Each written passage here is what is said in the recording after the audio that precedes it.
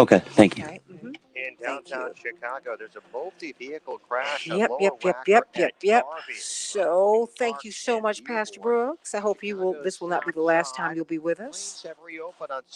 Oh, no, I can't not be with this. What? But you know what? But you know what it is? Amazing. But you know what it is? It's really it's a message. You know, it's a wonderful message to people in the morning to get them up. You're like, hello, Chicago. Hello, Minneapolis. We're 2 minutes away. Okay, thank you. It gets people up and going, and that's what you do. So, I love it. oh, and I love you. Thank you so much. Okay. So you all over, right? Yep. I'm on in 2 cities, but we're about to be on a much bigger platform. So we're going to be. I'll tell you about that. I can only announce it once I can announce it, right? Pass ASTM level 3 and 9 efficiency standards, and come in a wide variety. And your show is Santita's morning show. No, Santita Jackson. The Santita Jackson Show. LUTEMA.com. Get 40% off your first purchase single item with promo code radio at lutema.com. Yep. Stephanie Miller. We've now approved deplatforming liars and violent extremists. 1 minute. Just might save our country. Let's talk impeachment. First of all, you have them screaming it's unconstitutional. Very good. Okay, so we are coming up, everybody. And thank you, Pastor Brooks. I'm going to come right to you. Well, I'm going to go through a few headlines, and I'm going to come right to you. 8 to 11. Okay. The Porsche Exchange in Highland Park. Visit 4Porsche.com. The number 4Porsche.com. 2020 was a challenging year. Hey, Barbara 30. Jean. Looking up, including stock markets performance. Retirement You all should be able to hear me now, right? Okay. Hey, everybody, like and share. Barbara Jean, you like watching on YouTube, huh? Love it. Okay. Call us today at 800-375-1159 to schedule your free assessment. That's 800-375-1159. 5. Listening to the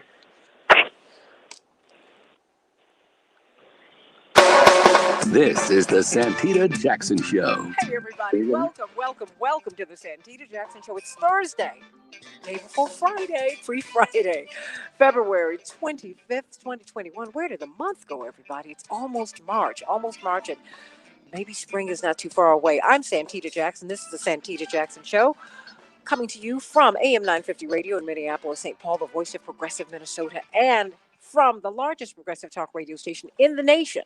WCPT 820 took over the airways for Air America not too long ago, and we have been growing thanks to you and your support. I want you to call me or text me at 773-763-WCPT, 773-763-9278. GWC Injury Lawyers gives you the opportunity to text. I want you to meet my morning stars over here on the Santita Jackson and Friends page on Facebook and on YouTube. The Santita Jackson Show. Now, all my morning stars and everybody who's out there listening, please go to the Santita Jackson page, the Santita Jackson Show, over on YouTube. Like and subscribe. We want to continue to grow the show. Thank you very much. Hello, Chapearl and Daphne and L. Stanley Davis and Barbara Renee Wright and Barbara Jean and Carol Soskin out there on the left coast and Samantha Banks, Daryl, Brian. Oh my goodness, all my morning stars. Just love y'all so much. Barbara Renee Wright, all of you. Thank you so much for being with us today. We got a lot to talk about. As we're streaming live on the Santita Jackson and Friends page, the Santita Jackson landing page. But if you want to be my friend, you really have to go to the Santita Jackson and Friends page. Those personal pages, which I'd never intended to have, top out at 5,000. But please join me over on the Santita Jackson and Friends page. And of course, the Reverend Jesse Jackson Senior page. I use that page too. And then the Santita Jackson Show on YouTube, Twitter at Santita J. Everybody, Vicky Wells, Vandelay down there in Brazil, sending you much love. Raphael down there in Brazil, sending all my brothers and sisters much love down there south of us, everybody. Got a lot to talk about today. We're going to have G. Flint Taylor, Fred Hampton's lawyer. He's going to be responding to a lot of what we're hearing about Judas and the Black Messiah. But there are now papers that are being released that are showing the intelligence community, specifically the FBI's involvement officially in the assassinations of Mark Clark and Fred Hampton. Can't wait to talk with him about that. Of course, we're going to have COVID-19 update from Dr. Deborah Furholden. So much news about that comes out every day, everybody, every day. And then we're going to talk about these poll numbers that show that Bernie Sanders is more popular than Biden and Harris. What does that mean for progressive politics? What does that mean as we see President Trump, former President Trump, reemerging on the scene? Indeed, he is going to. Romney says he's going to run again. So what does all of that mean? What does it mean for progressive politics? Have an all-star panel talking about that today on the Santita Jackson Show. So let us get to these headlines, Paul. Chicago, there will be a high of 39 degrees. It will be mostly sunny. Minneapolis, St. Paul, 36 degrees, sunny. The Dow closed up 424 points yesterday. The NASDAQ closed up 132 points. The S&P 500 closed up 44 points. Indeed, the Dow set a record, everybody, set a record. Main Street, Wall Street, disconnect, everybody. 4 minutes, 37 seconds. That is how close Texas came to a complete grid failure. Had it happened, the Electric Reliability Council of Texas says Texas would have been in the dark for weeks, if not longer. It could have been months long, everybody. Indeed, their CEO, Bill Magnus, said this was a devastating event. Power is essential to civilization. What would have happened if they had lost all power for weeks and perhaps months? Now there's a Texas utility customer who's suing ERCOT, that's who they are, their Electric Reliability Corporation, for $1 billion after his electric bill went past $9,000. Wow. And the company automatically withdrew $1,200 from her account. I mean, leaving people struggling. But of course, Attorney C.K. Hoffler, the president of the National Bar Association, told us that when you sign these automatic withdrawal deals with your utility companies and with other companies, you're essentially signing a contract. So think about that, everybody. Think about that.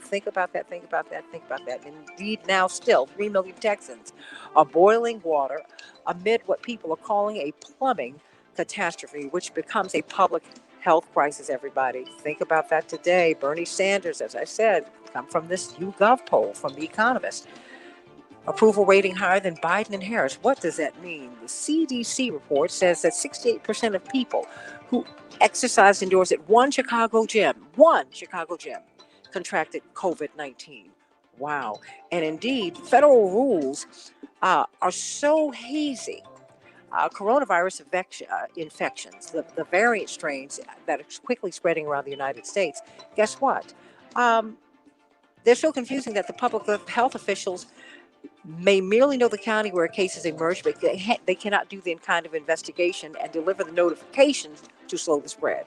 So they might know you have it and they can't say anything. What do you think about that? And of course, our prayers go out to the sister of D.C. Mayor Muriel Bowser, who died of COVID-19 complications, everybody. It is real, and there was yet another George Floyd story. This time, a Filipino-American, a California Navy vet, died after police knelt on his neck amid a mental health crisis. Angelo Quinto called police on December 23rd after noticing her brother had been exhibiting signs of mental distress. That is Maria Quinto Collins. And her brother Angelo Quinto, after he'd been exhibiting signs of anxiety, depression, and paranoia in the months prior to his death, she said, "I trusted the police. I thought that they would just come in and be passive and not dangerous or a threat to her brother." Well, guess what? He was being held down on the floor by his mother, who was beginning to calm down. Two officers who were not identified took him from his mother's arms as he allegedly said, "Please don't kill me." And guess what? They knelt on his neck and he died. Thinking of Angelo Quinto and that family today, we dedicate the show to them. Tiger Woods, the first responder, said the golfer seemed unaware of how gravely he was injured. It was shock because his injuries were horrific, everybody. Indeed, the breaks were so severe they snapped the skin, completely broke his leg.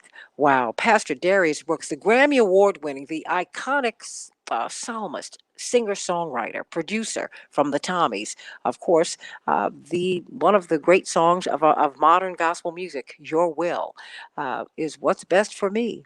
He's also the pastor of the Grace Central Church, and we are so excited. It's in Westchester, Illinois. I urge you to go to that church because you're going to get blessed. You're going to get blessed by the great Pastor Darius Brooks. Give us some good news today, Pastor Brooks. Hey, Santita, I'm so excited to be on here with you. Hello, Chicago and the world. I'm excited to be on the Santita Jackson show. Yes, sir. I'm so excited. And thank you so much for all that you do. And don't stop, because it's going to be a part of this message today. When God gets through including all of us as individuals, where he brings the unity of his vision together, that's how this thing is going to make sense at the end of the day. Santita, Philippians 4:8 says, "Finally, my brethren," of course, when God say brethren, he's talking about brothers and sisters, man and male and female. "Whatsoever things are true, whatsoever things are honest, whatsoever things are just, whatsoever things are pure, whatsoever things are lovely, whatsoever things are admirable." He says, "If there be any virtue or if there be any praise, think on these things." And if I had to use a thought for today, it's important that daily we land on our feet.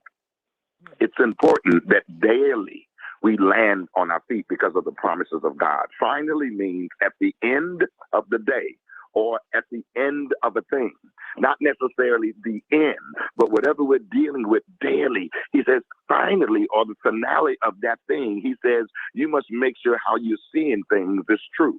You must make sure how you're seeing things is honest, right, pure, lovely, admirable. And often these things point to our position as individuals so we can have the strength to do what we need to do. So he wants us every day, when we get through with the turmoils and the cray-cray, to be able to land on our feet, get some sleep, get some strength, and get back up and do this thing again, because we're more than able. Okay? And then he calls us brother. This implies family. When God calls us brother, it implies family. Now, be careful right here, though, because family to God is not just a word. Man's definition of family is bloodline. God's definition of family are like minds. Yeah. So when God puts us around the right kind of people, it's not just what we think people are close to us. We start thinking alike. And he says, where there is unity, there is strength. So when God is dealing with us with our thoughts, it starts as an individual first. And once we do the individual position, he orchestrates events and situations and or experiences to move us in his will, because in his will is where he has the answers to everything. That the finally of a thing, or the finale of a thing, watch this, becomes his outcome with only like minds. That's why he says where there is unity, there is strength. It's like your show this morning, Santita. You inspire us with information and you tell us everything that's going on so we could think things through and put us in a position to get ready to work, because this thing can't happen without us working. But it first starts with our thoughts. It first starts with our hearts. And it first starts with us landing on our feet so we can be able to get those dumbbells, and we can get the word from God to strengthen us, to be able to make us strong enough to fight. We don't go down because the things that surround us, Santita. We go down because we won't use what's inside of us. When we serve, we must be at the pleasure of the visionary. So whoever you're serving, the visionary got that outcome. It's like parents. When you serve your parents, they say, I got your best interest at heart. So whoever we're serving, it has to be at the pleasure of the visionary. And Santita, at the end of the day, I know I read, the earth is the Lord's and the fullness thereof, and they that dwell therein. In other words, God is not in control. God is in charge. But he gives us the control to understand his word as an individual first. And then we surround ourselves with like minds, like Santita being my friend. I'm singing and she's telling people the information that we need to be better. So he puts us around the right kind of people to get a big, huge job done, because he knows how this thing is going to end at the end of the day. When I get through listening to everyone else, my choice must fit me to make sense out of all that's going on and still land on my feet. When we please God It doesn't matter who we displease. But when we displease God, it really doesn't matter who we please. God wants us at the end of the day not to be bombarded with a lot of things if we can't handle them with our hands. But once we understand how to be strong in him, use our thoughts properly, God wants us to land on our feet. I love you, Santita. I love you, Pastor Darius Brooks. One of the great, this Grammy Award winner, but those are the world's gifts to him and his ministry. I'm just so glad that you have heeded the call to minister to people. And when you go to his church, Grace Central, you're going to love it. It's going to be a wonderful experience, because one of the things that I love about Pastor Brooks is that many people don't know that he grew up with a loving family, but he grew up in the midst of grinding poverty. But his mama put him in the church. And when you're around that family, you feel that. And he has taken people who are dealing with the same circumstances in which he found himself growing up, Dr. Deborah Furr Holden, and he lifts them up, and he's given them, and turn them around. That's right. Yeah. He's given them the example of his wonderful we got to be marriage. turned around. Santita. Yeah. Yeah, it's so true. It's my 15 brothers and sisters, 9 girls and 6 boys, same thing, 7 stepdaddies. But I am an advocate believer that if you transform the way you see things, your situation does not have to be the end result. God is really true. And I ain't talking about this religious place. I'm talking about a personal place where you utilize these tools. God doesn't teach rules, Santita. God gives tools. Rules can be broken. Tools work every time.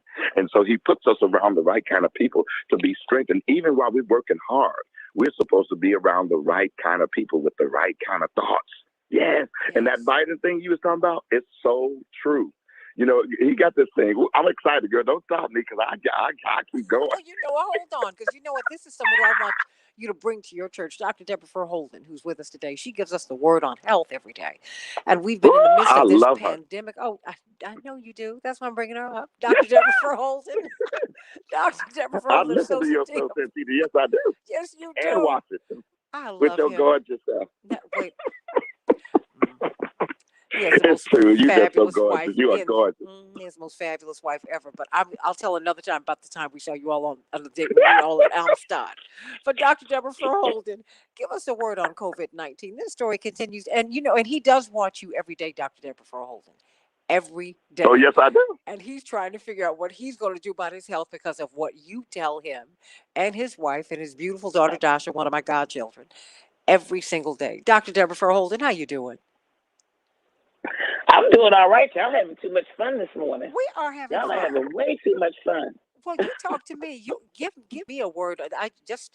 You go.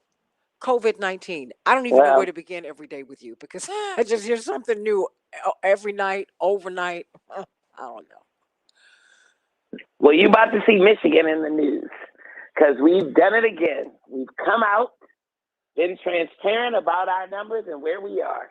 The Michigan COVID data dashboard is now up. Every single state needs this. Literally, 44% of the data is in race. So we can't even say the race of more than 1 million people who got the vaccine. 44% of the data is missing. I thought, this is crazy. Why aren't they collecting these basic demographic variables? Age, sex, race, gender, all this kind of stuff, right? When I go to the doctor, I'm required to provide all of that and then some. I don't have to give my age. They want my exact date of birth, and they got to match exactly what my insurance company has, or they'll deny the claim, and then my doctor will come after me for the whole cost of the visit, right? So it's not that I don't think it's that people are denying or refusing to provide this information, because we're all used to having to provide this type of information to access healthcare. This is not brand new. So I'm like, what is the problem? So then I download the data from the dashboard myself. Now you got to get, for a person like me, that's where we want to be. When you all call data, I call summary statistics. People say, well, what does the data say? Or show me the data. Give you a statistic. No, people like me, a data file, the data is a data file with rows and columns that I can analyze myself and produce my own statistics from. So I get the data file. Here's the rub. How much data do you think is missing on gender in the same data? How much gender data do you think is missing? I don't know. Less than 1/10 of 1%. How did that happen? How much data do you think is missing on age? How much? Wow. 0. Got age on every single one of the almost 2.5 million people in Michigan who've gotten the vaccine. So we don't have a data problem. We don't have a problem collecting this data. We don't have a problem getting it. We don't have a problem merging in other sources of data to be able to answer the question by age and by gender. Are we administering this vaccine to people who are eligible and who want it fairly and equitably? Literally 1,200 missing lines and a data file of 2.5 million vaccines are missing gender. 0 missing on age. 0. 44% of the data are missing race and 70% are missing ethnicity. I don't know. That don't seem right to me. I literally can't, and I've been asking myself all night, how is this possible? I did not realize that they had been collecting all of the other demographic data with no problem. They just didn't do it for race. Oh my They have age and race. I mean, they have age and gender for almost every single human being. So what's the difference? If you're going to ask somebody, how old are you? Okay, are you male or female? Why wouldn't you say, what race are you? Because if you want to be able to report out, oh, yes, we've served the right age groups. Oh, yes, we've served men and women equally. Well, you would have to collect that information. If you don't want to be accountable for it and answer the question, have you equitably distributed this or administered this to racial ethnic minorities, Black people, brown people, Hispanic people, then the easiest thing to do would be just don't collect the data. So it just literally, and then insult to injury, the Republican senators in our state, and I'm saying this because I really think people need to be on the lookout in their own state, and this to me is just unavoidable, preventable, and completely deplorable. The Republican governors are trying to monkey around with a bill that would say, well, and right now it's focused on these vaccines, but it could have implications for all kinds of COVID resources, including the new stimulus package that's coming. The governor said, well, you know what? We know that they're within these eligible categories for vaccines. There's some need to further prioritize. And so they picked 2 things. They picked race, and then they said, we've got this really robust measure called the Social Vulnerability Index, which is a measure that is sort of, I guess, ratified by the CDC, but it uses basically 15 census variables to identify communities that may have higher economic deprivation or greater risk for poor health outcomes in the residents. They said within the eligibility categories, we're going to send more vaccine to communities that are higher on social vulnerability index or that have more racial ethnic minorities. They voted across the party line to amend that aspect. They said you will not use social vulnerability or race to determine any priority for who gets this vaccine. It's a whole mess. The light is being shined on a lot of problems that predated COVID.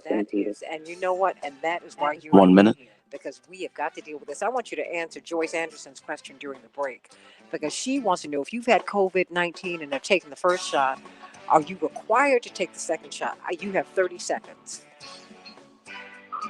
You're not required to take the second shot at all. Both shots are optional, so you're not required. But I guess the question is, when did you have COVID? If you got COVID, those antibodies we know are good for 90 days.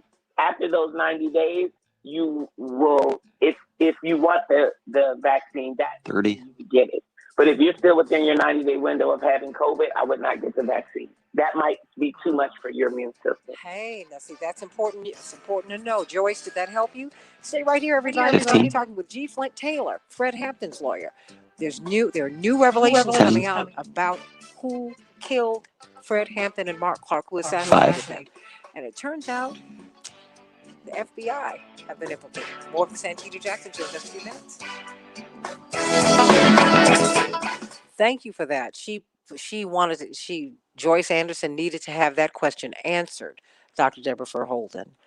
And that's why she is here. Why would that be overwhelming to the immune system, Dr. Well, it could be, and it's overkill. It's not necessary because you still have your antibodies from your natural infection.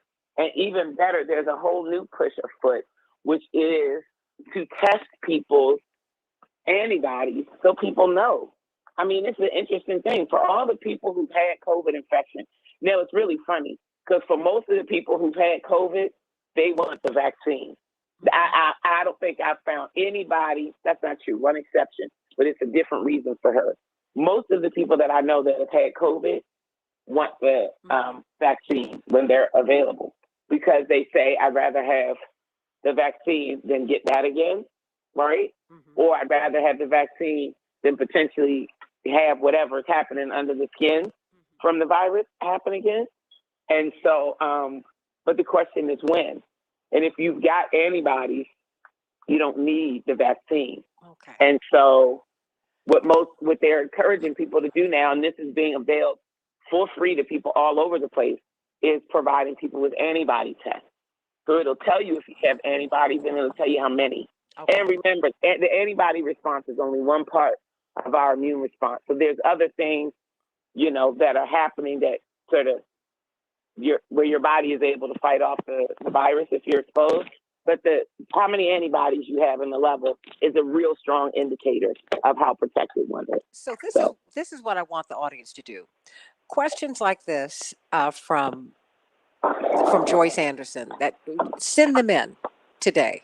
I want Chaparral, Mehdi, and Marnie and Lorraine. Lorraine really heads up this group, and Stanley Davis. I want you all to gather up these questions so that she can answer them tomorrow, because that is a real. I mean, they're things that we need to become more proactive with our health. Pastor Brooks, are you still there before you go? Well, but there are people who've had COVID-19, and there are people asymptomatic who don't even know that they have it. Yeah. And now we're seeing that the federal guidelines are such that the variant strains, you can't report them. Those were part of my headlines. I'm going to send that to you in case because this is your space. But people need to know the questions that they need to be asking. They need to know the tests that they ought to be getting. And I think that would help a lot. And I think doctors respond to you differently when you're an informed patient, Dr. Deborah Verholden. But to me, that was a really, really profound question that she asked. If you've had COVID-19, and particularly within a particular window when you still have these antibodies, what do you do? Because I know that's happened to more than 1 minute. But Dr. Deborah Verholden, let me welcome Attorney G. Flint Taylor to the show. Attorney Taylor. Hello, how are you? I'm so glad to hear your voice today. Good. Am I coming through all right? You're you're just great. You're just great. We've been talking COVID-19 talk with this brilliant epidemiologist. She got her PhD from Johns Hopkins at 14. That's who she is. Oh, good. Yeah, wow. Well, hello, nice to meet you. Oh, 24, I'm sorry. Good morning. 24, full scholarship. Yeah, one of my heroes and friends was the late Steve Whitman, who was an epidemiologist of note here in Chicago. 15. Wonderful. Yeah. Well, hold on. We're coming up to you because I 10. have a lot of questions for you. You've been working on this case for 5. decades. Stay right here. Okay. This is the Santita Jackson Show. Hey, everybody. Welcome to the Santita Jackson Show. At the top of the hour, I'm going to be talking about Biden administration. Bernie Sanders is more popular. He has a higher approval rating as he fights for raising the minimum wage and on and on and on and on. What is that saying? What does that say about progressive politics? What does it say that former President Trump is gearing up to run again in 2024? But right now, many of us, we've been uh, dealing with a lot. We've been having a lot of revelations about many, many, many, many issues that have been lingering with us for years. And the story that just won't go away, the story that won't go away, and it shouldn't, is the assassination of Fred Hampton and Mark Clark, December of 1969. And this gentleman has been with this story since the beginning. Fred Hampton's lawyer, he's a people's lawyer. He's the people's lawyer, but the People's Law Firm, People's Law Office here in Chicago. Attorney G. Flint Taylor has just spent his life. If you have had your back against the wall, this is the person you go to, someone for whom we have so much love and admiration and respect. When it was unpopular to do so, I think people have to remember, or at least know, that Fred Hampton and the Black Panthers were public enemies number one. Public enemies number one. That fertilized the soil in which he was assassinated. So we want to talk about, with this new movie, Judas and the Black Messiah, there's a renewed interest in Fred Hampton and in the forces that killed him.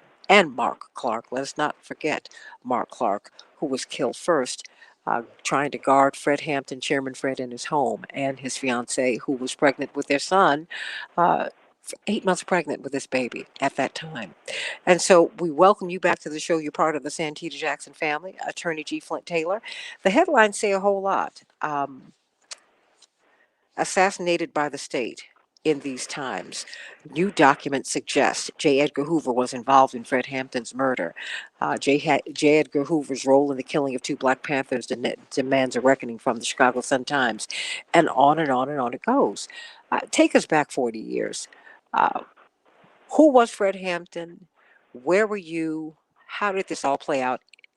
As well, 52 years. Take us back 52 years. How did this all play out then? And where are we now? Well, that's a story in and of itself, of course, Santita, and thank you for having me. And I'm proud to be part of the Santita Jackson family, as you put it. Yes. Fred Hampton, of course, was a marvelous young 21-year-old leader of the Black Panther Party here in Chicago in 1969. And he was targeted not only by the Chicago police and not only by the state's attorney of Cook County at that time, Edward V. Hanrahan, but as it was later uncovered in our lawsuit and other investigations, he was targeted by J. Edgar Hoover and the FBI and its Racial Matters Squad here in Chicago. And in November and December of 1969, that led to his assassination and the murder of Mark Clark in the early morning of December 4th. And as we later learned, that there was an FBI informant provocateur named William O'Neill that was behind the raid, who drew a floor plan of the apartment to show where Fred Hampton would be. And that was transmitted by the FBI, specifically Roy Martin Mitchell of the FBI here in Chicago, to Hanrahan and the 14 police officers who went to the apartment at 4:30 in the morning and shot Fred Hampton while he was apparently drugged in the back bedroom while he slept in the very bed that O'Neill had charted.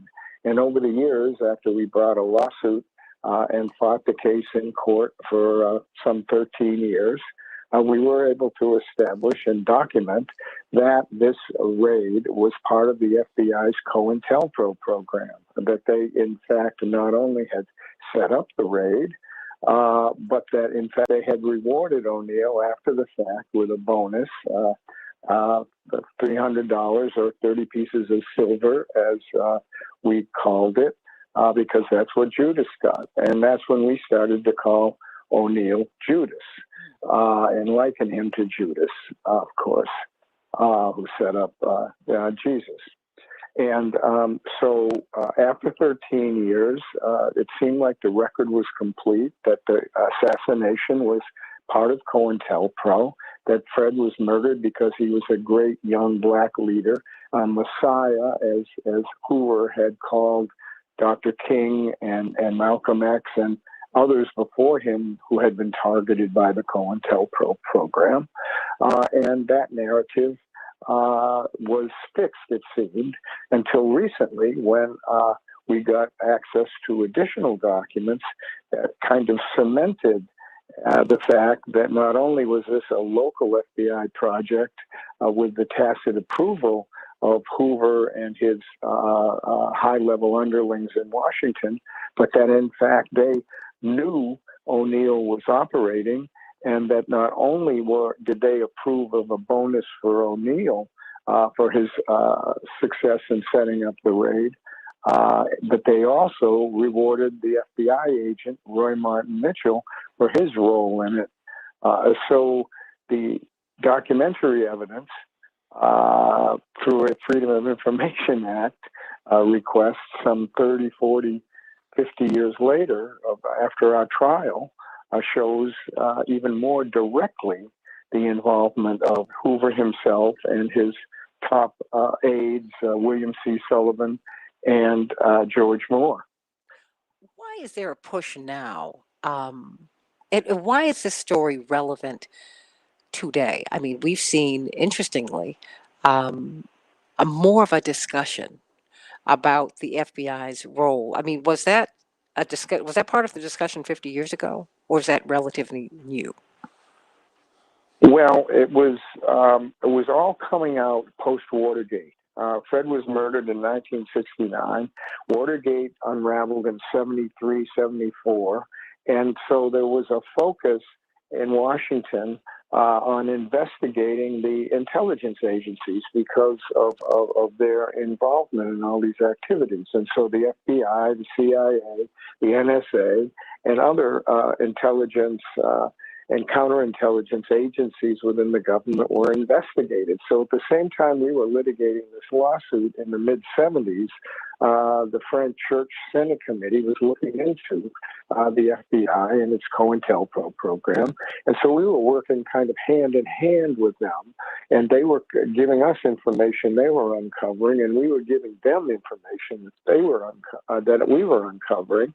And that all led to a report in 1976, right during the time that we were in the middle of trial, in which the Senate committee itself found that the COINTELPRO program was designed to destroy, and that's their language, the Black Panther Party, and that the raid was part of that COINTELPRO program. So in the 70s, there was a great deal of focus on the assassination of Fred Hampton and the newly uncovered evidence that the FBI was behind and integral to the assassination of Fred Hampton and Mark Clark. Why is it relevant today? Should we be concerned or interested or both? Of course, it's my feeling, and I'm sure you would agree with me, that it's highly relevant today. It's always relevant to understand the depths that the government will go in pursuing illegal and unconstitutional actions against leaders, particularly in the African American community, particularly leaders who are in the forefront of the Black liberation struggle.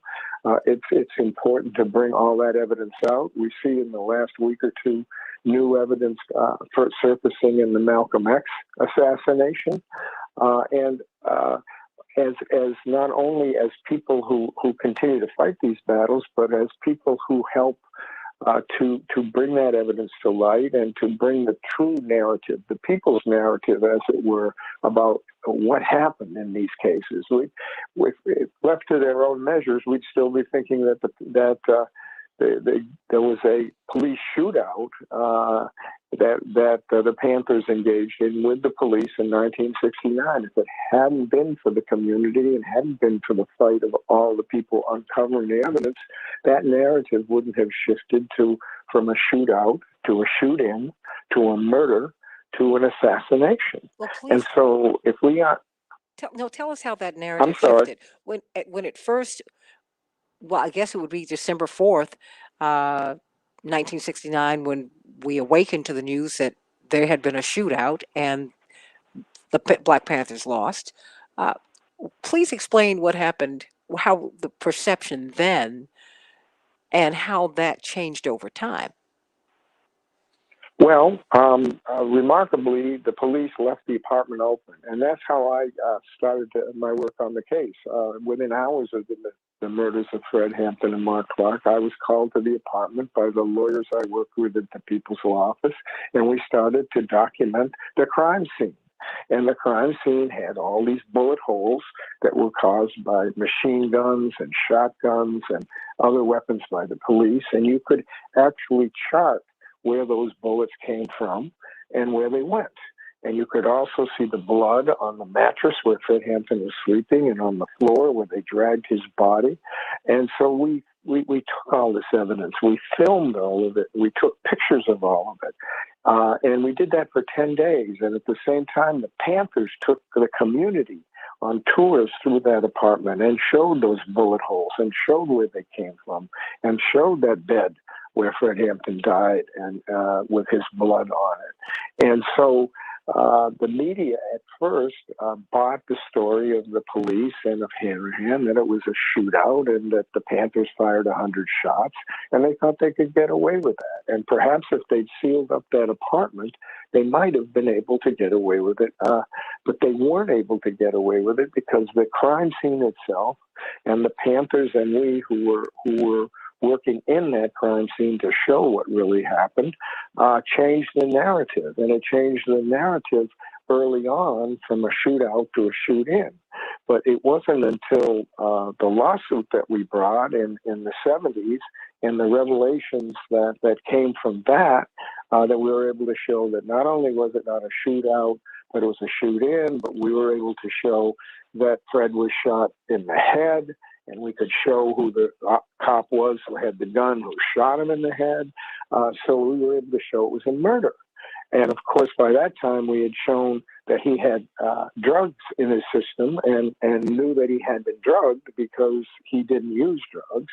So he was sleeping at the time, shot in the head. So now it's a murder. But at the same time, we're showing that it was a political assassination by the FBI because we're uncovering these documents in the FBI's own handwriting, so as it were, they showed that it was part of COINTELPRO, that O'Neill set it up with a floor plan and that he received a bonus for it and that they covered that up for years. And so that was the narrative that we were showing in court and that the Panthers were talking about publicly. And so that's how in those 13 years that the fight went on actively, that we changed that narrative. Chaparral Wells wants to know, is there anyone alive today who could be charged with these murders? Because it was Fred Hampton and Mark Clark who were murdered that morning. You know, that's a very good question. And Mrs. Hampton, to her dying day, many years, I guess it's now 3 years ago when Mrs. Hampton passed, she always said that. She, you know, even though we had established what I just spoke of, to her it was completely unacceptable that they hadn't been charged with murder. They were, after a tremendous uproar in the community over several years. Hanrahan and the cops were charged with obstruction of justice and conspiracy, but the grand jury, which was fixed by Cook County powers that be, a Daley machine, voted 10 to 10 whether to indict for murder or not. And of course, 10 to 10, you have to get more than 10 votes in a grand jury, which is 23 persons, to get an indictment. So Hanrahan and his men were tried actually for obstruction of justice in 1972, and a machine judge on the eve of the 1972 election acquitted them, so that Hanrahan, who was up for re-election, could say, I was acquitted. But of course, the community was so outraged that for the first time en masse, African-American folks voted for Republican. Bernie Carey voted Hanrahan out of office, and that political base formed the basis for the election of Harold Washington 10 years later. And some say it had a real impact on the election of Obama, you know, a couple of decades after that. So I don't know if any of the main participants in the murder. Hanrahan's gone. I think most of the raiding officers are gone. Actually, one isn't, because I ran into him as a witness in the Jackie Wilson torture case. He went on to work for John Burge, believe it or not. And he's still alive. He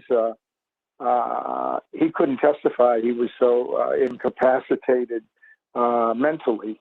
So I don't think there's any living targets of a murder investigation now. I think, though, that politically many victories were won, changing the narrative, voting Hanrahan out of office, getting Harold elected. All those kind of things can be claimed as the legacy of the murder of Fred Hampton and Mark Clark.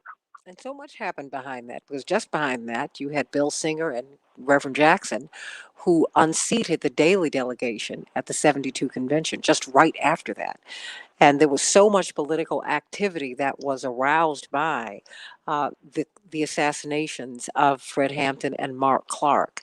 And we just kept on going. Where are we today with this? I mean, are there any new revelations that we're beginning to see? Because now, we have this movie.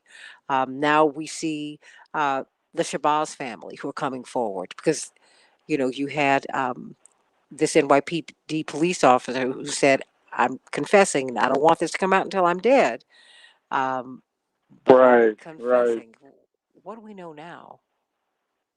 Well, the Malcolm situation was something that, of course, was in the spotlight in the 60s and 70s, along the same time as the assassination of Fred Hampton. And what's coming out now kind of supplements what's been coming out over the years, which is that that two of the three people who were charged with assassinating Malcolm in the ballroom in February of 1965 were in fact innocent.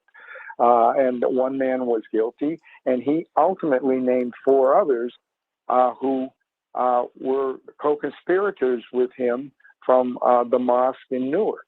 And of course, there was a tremendous rivalry between the Nation of Islam and Malcolm's organization, because Malcolm had split from the Nation. And so the FBI and the police, the intelligence division of the New York Police Department, was all up into the split, into the same way as they were with Fred Hampton, in trying to make the war between the two organizations to exacerbate that. And as time's gone on, it's been shown that there were 9 FBI informants in that crowd when Malcolm was speaking, and that not only was the man who gave Malcolm mouth-to-mouth resuscitation and was the head of his security and a police informant, but now the man who's come forward with the deathbed letter also says he worked for the New York Police Department's Intelligence Division, that he was present and that he was involved in framing up several of Malcolm's people in a case, in a bogus case, which led them away from the ballroom so they couldn't supply security, and that the Intelligence Division of the New York Police Department also and the New York Police Department did not provide security for that speaking engagement. So that allowed for the assassination of Malcolm by people who worked and were in the Nation of Islam. And so you see the parallels, although we don't have the FBI actually the fingerprints that we have in the same way that we have in the Hampton case. We see that both the COINTELPRO program of the FBI and the Intelligence Division of the New York Police Department was deeply involved in surveilling and setting up the cases in Malcolm's situation, and that they stayed silent when 2 innocent men went to the penitentiary, and that 4 of the 5 men who were involved have never been brought to justice.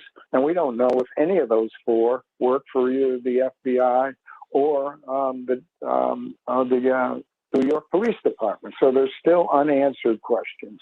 But what we do know is that COINTELPRO was very much focused on Malcolm and Elijah Muhammad and the division between the two organizations.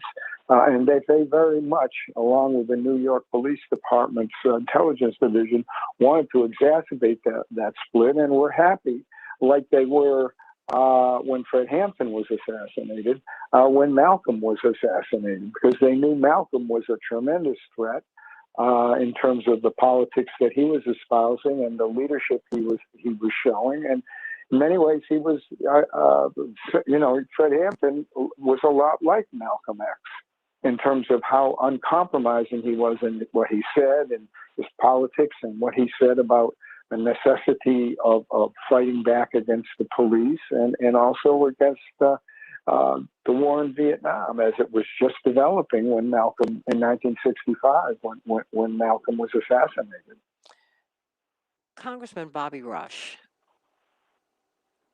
where was he?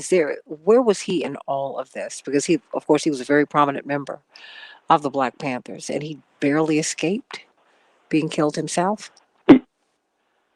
He did. He went home that night to his wife and their apartment, rather than stayed at the apartment where Fred was assassinated. And then, as you know, they said to one of the Panther survivors, and who passed it on to Jeff Haas, my partner at the law office, who was also involved with Skip Andrew and Dennis Cunningham and many others in responding to the assassination, said Rush is next. And so Rush then, and they did raid Rush's apartment the next night, but Rush wasn't there. And as you know, he ultimately turned himself in with your dad a few days after that. I believe at Operation Breadbasket. Well, first at our apartment. they went out looking at my parents' apartment. My brothers and I were like 6, 5, and 4. And because he was the most wanted man in America for that moment. Do we really? I have about 2 minutes left here. Do we really understand all of the good that the Panthers were doing, and the threat that they were to the establishment? Well, I think that you can't emphasize too much their 10-point program, and you can't emphasize too much that they were the Breakfast for Children program, the medical clinic that was established, the newspaper that they put out. And the fact that they were trying to bring together all of the different organizations, whether it be street organizations or whether it be the Young Lords in the Puerto Rican community, the Young Patriots in the Uptown community, to bring them together in a Rainbow Coalition, well before your dad popularized the concept in the 80s. And yes, and I think that there's a new movie now, but people need to go back to the original movie, The Murder of Fred Hampton, and they need to go back to The Eyes on the Prize if they want to see really the most dynamic film of the actual Fred Hampton and of the actual Black Panthers. I think both of those films, which are on the internet, are very, very instructive and important for young people to see, to get a full flavor of Fred Hampton and who he was, and what he meant to everyone back then, and what he now means to many people today.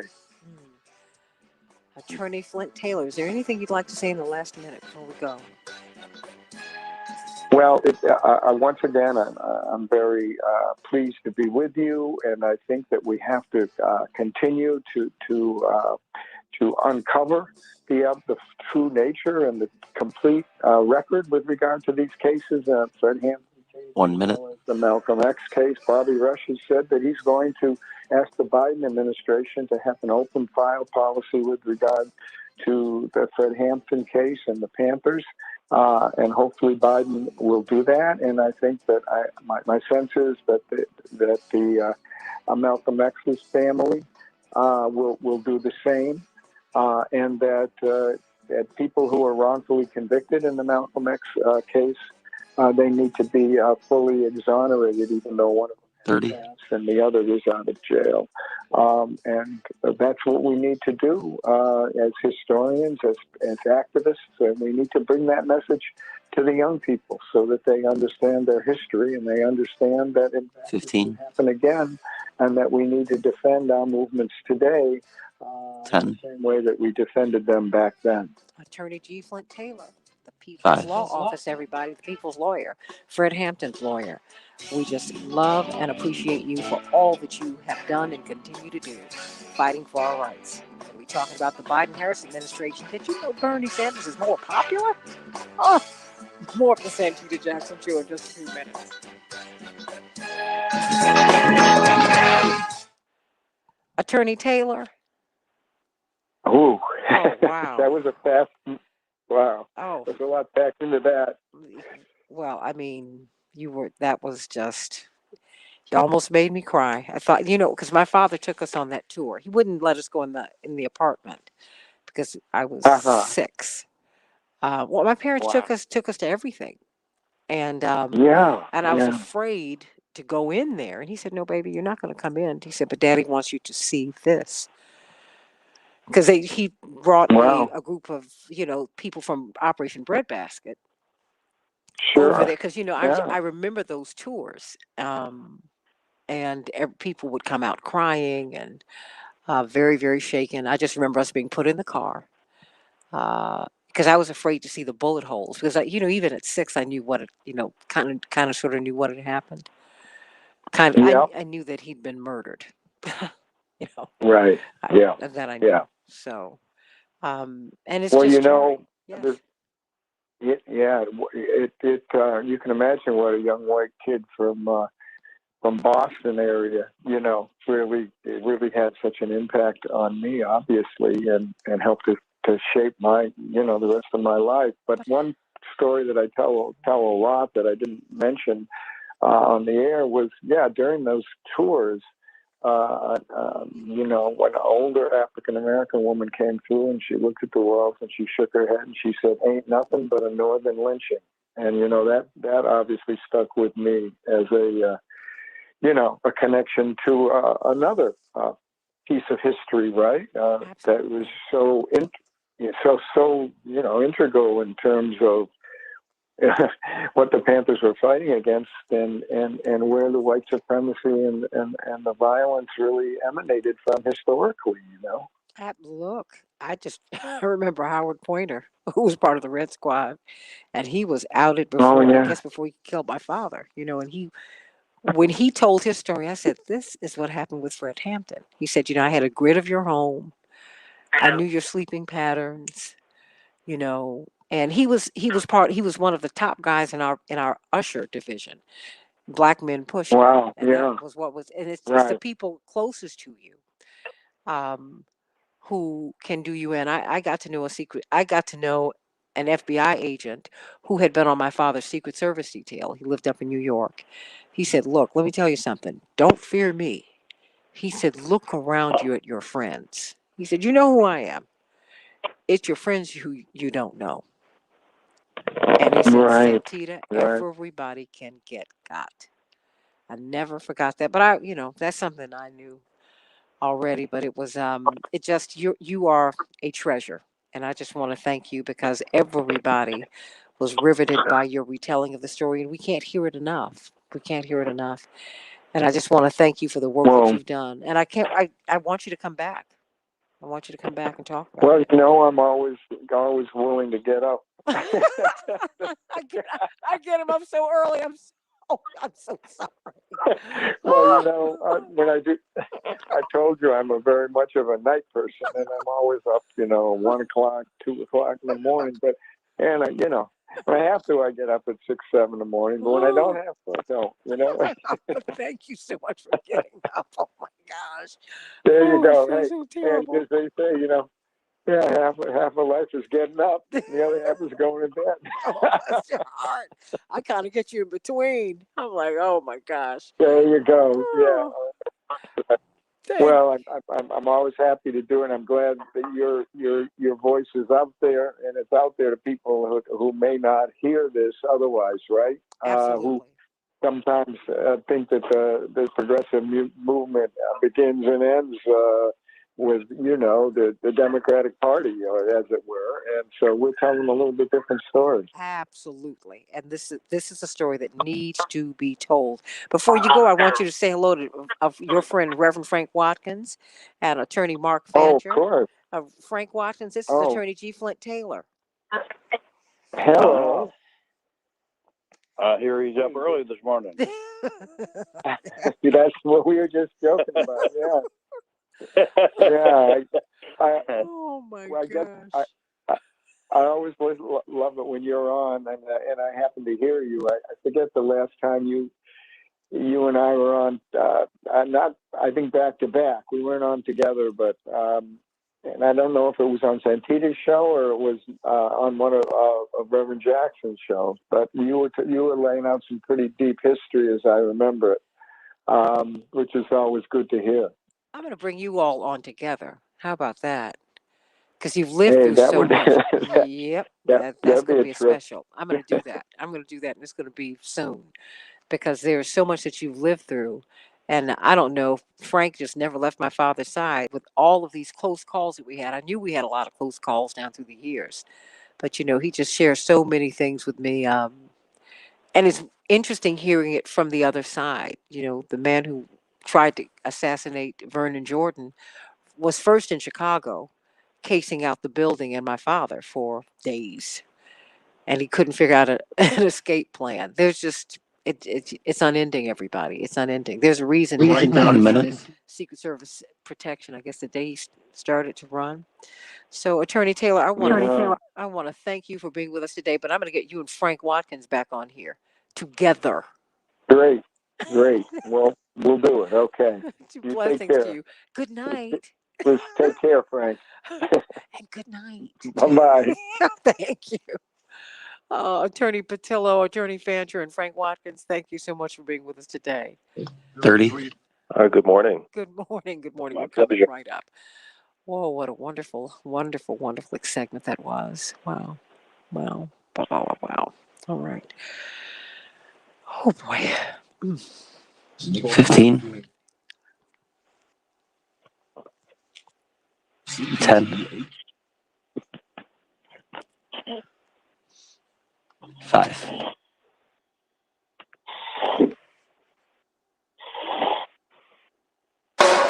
This is the Santita Jackson Show. Hey, everybody. Welcome to the Santita Jackson Show. It's Thursday, February 25th, 2021. I'm coming to you from the largest progressive talk radio station in the United States, WCPT 820 in Chicago, AM 950 Radio, the voice of progressive Minnesota. My family to the north in Minneapolis, St. Paul. It's a joy to be with you. Please join me on the Santita Jackson and Friends page on Facebook and on the Santita Jackson page and on the Reverend Jesse Jackson's page and on our new YouTube channel, the Santita Jackson Show. So everybody, please go over there and like and subscribe. And Lorraine, I'm hanging tough. You're such a sweetie. Paula and Hannah and Kenneth and Bab and Jewel and Chapearl and oh my goodness, all of our brothers and sisters down there in Brazil listening to us. I thank you so much and watching. I'm sending you much love, Jewel, and give them the embrace, make them know the love, and they do. They're all part of the Morning Stars. They keep coming back day after day after day. Vandalay and Raphael and everyone, I want to thank you so much for being with us and bringing more people along with you. We're mindful of the fact that that you get up and you're dealing with the same issues in Brazil that we're dealing with here. And we're dealing with them all over the world, and we like to talk about them. We're going to talk about some issues, some stories that are happening, excuse me, down in Brazil as well, so we can pull this global community for justice together. Everybody, Chicago has a high of 39 degrees. It will be mostly sunny. Minneapolis, St. Paul, 36 degrees, sunny. The Dow closed up 424 points yesterday. Indeed, they set a record, yet another. The NASDAQ closed up 132 points. The S&P 500 closed up 44 points. I want you to call or text me at 773-763-WCPT, 773-763-9278. Let's get a few headlines in on the Santita Jackson Show. 4 minutes 37 seconds. That is how close Texas came to a complete grid failure. That news comes from the Electric Reliability Council of Texas. Their chairman and their CEO, Bill Magnus, discussed the events that led to this power outage. He said this was a devastating event.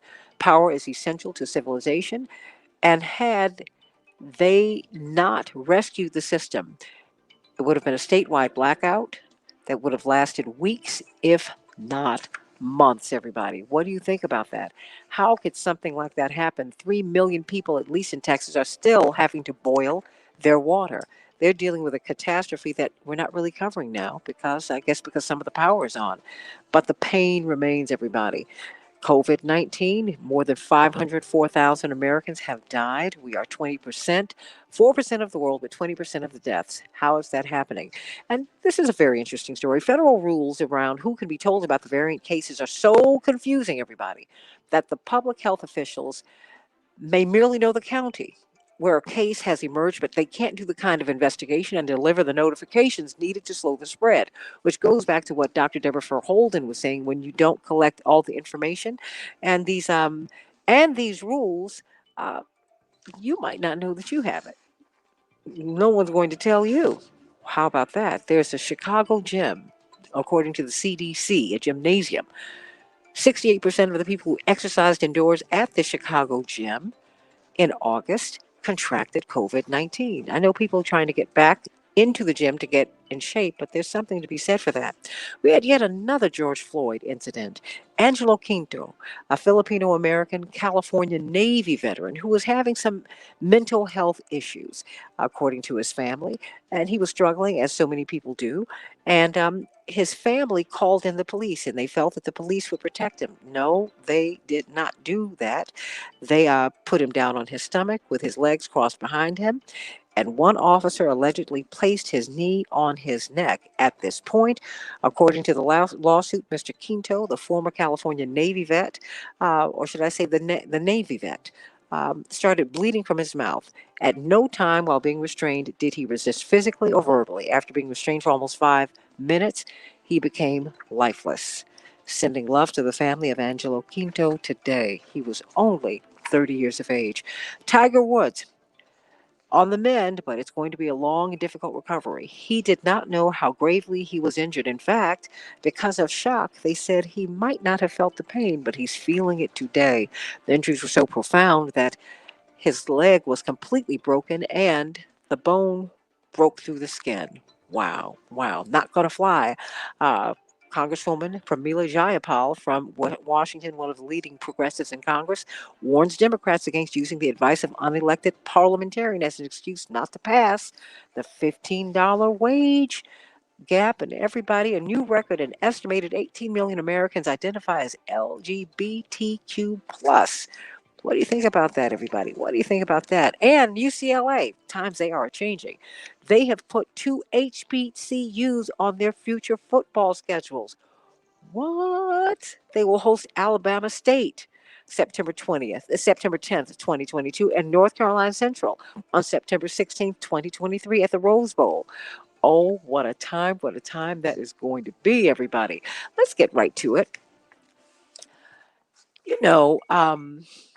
Dave Daly, who is part of the family on this show, reminds us that even though we have a 50-50 split in the U.S. Senate, 50 Democrats, 50 Republicans, those numbers are deceptive. The fact is, the 50 senators on the Democratic side represent 41 million more Americans than the Republicans do. Let me say that again. The 50-50 split in the U.S. Senate is deceptive. The 50 Democrats represent 41 million more Americans than the Republicans. So is it surprising to you that this Economist YouGov poll says that Bernie Sanders' approval rating is higher than Biden's as he champions minimum wage and stimulus checks and the things that Americans need? We've got a tremendous panel to talk with us about that today.